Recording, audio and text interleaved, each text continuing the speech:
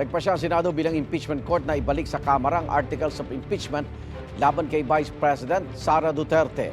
Ang 18 pumabor dyan ay sina Senate President Chis Escudero, Senators Jinggoy Estrada, Francis Tolentino, Alan Peter Cayetano, Pia Cayetano, Ronald Bato de la Rosa, JB Ejercito, Bongo, Lito Lapid, Loren Legarda, Amy Marcos, Robin Padilla, Bong Revilla, Rafi Tulfo, Cynthia Villar, Mark Villar, Joel Villanueva at Migs Zubiri. Tutulaman ang minority senators sa sina Coco Pimentel at Risa Ontiveros, kasama sina Senator Nancy Binay, Win Gatchalian at Grace Poe. Nagpasya rin ng Senate Impeachment Court na dapat i-certify o tiyakin ng Kamara na hindi nito nalabag ang konstitusyon. Partikular ang 1-year ban sa paghahain ng impeachment complaint laban sa parehong opisyal. May nauna na kasing 3 impeachment complaint laban sa bise. Dapat din daw ipahayag ng 20th Congress kung gusto pa rin nilang ituloy ang impeachment.